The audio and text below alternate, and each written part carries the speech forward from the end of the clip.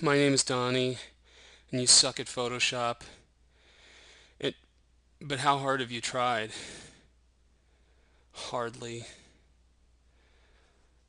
A bunch of PP pants last week were all colicky because I'm not showing heavy-duty Photoshop techniques, and you just keep opening up your donut catchers and just keep trying to complain. And Donnie, you don't just teach us this. Just shut all holes on your head.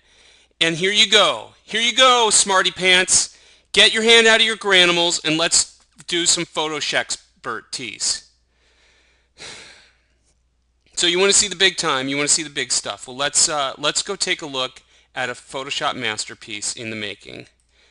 This is, let's say you've been working on the ultimate life storytelling painting, chronicling your life.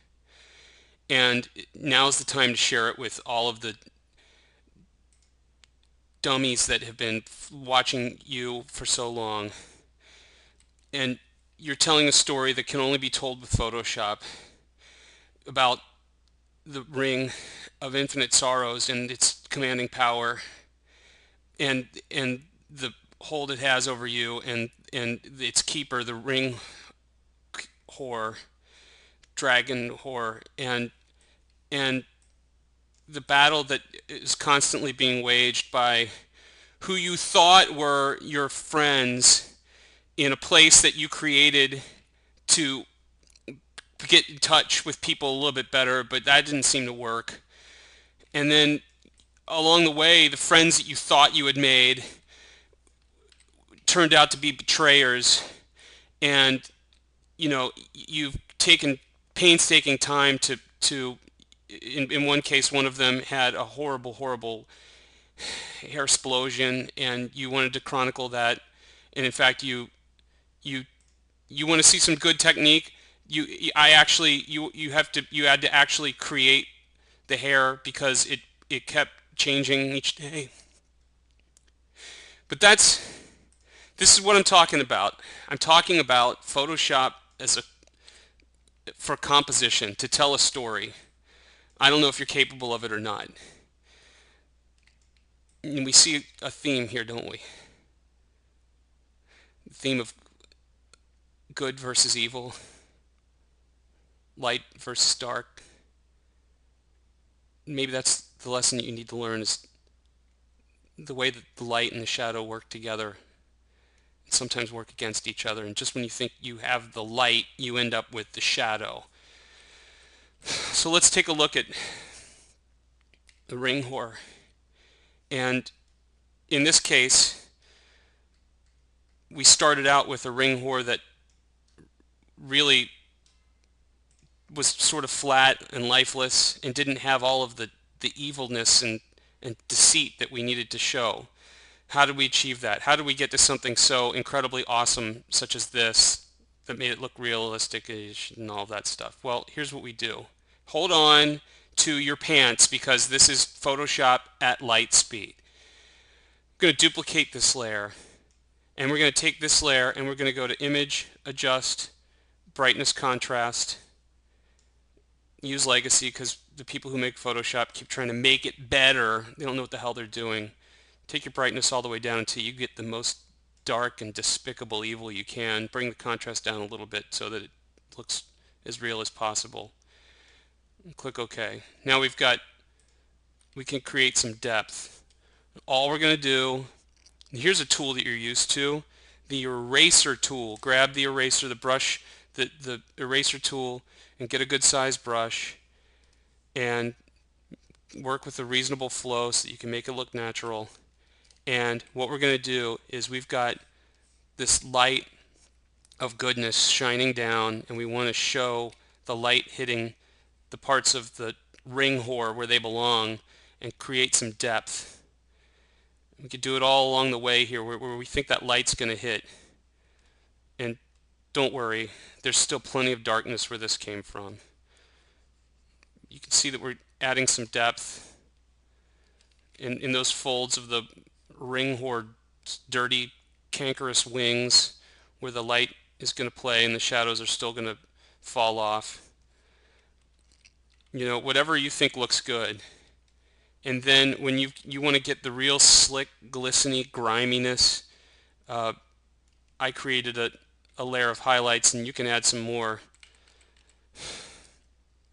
We just don't know what's good or what's bad anymore. We'd like to think that there's a light shining down from up above that's going to wash away all of this darkness, just streaming down from a place where happiness and joy can come from. It's sort of maybe with a gradient to transparent sort of stream that just makes us feel like there can be some goodness, a wash of the darkness. And one that can come and take away all of the pain. Just go grab your Gaussian blur and make that look a little more natural and heavenly, like that. Bring the opacity down a little bit too, a little bright. We just, so much darkness and despair, so much deceit. People who we thought were our friends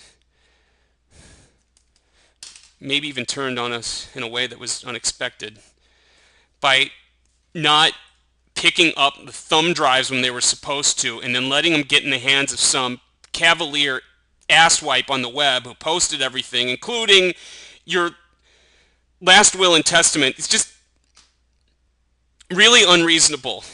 And maybe you just want to tell that person that you think they broke a trust boundary. Oh, no. You gotta counter spoon him, man. Look, what? Do you know what happened to me?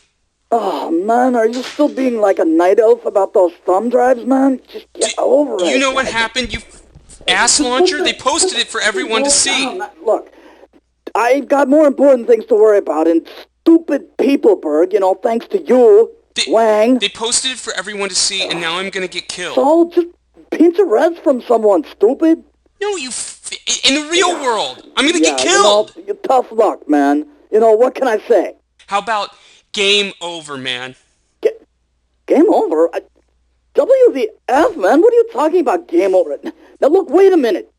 No, wait a minute, man. Wait a minute, man. We're offline? Are we offline? Peopleberg is offline? What? You shut down Peopleberg. Oh, man, we were just about to complete the liberation, and you're fucking... Oh. All right. Okay. You know what? I'm going to kill you, Donnie Hoyle. I'm going to kill you.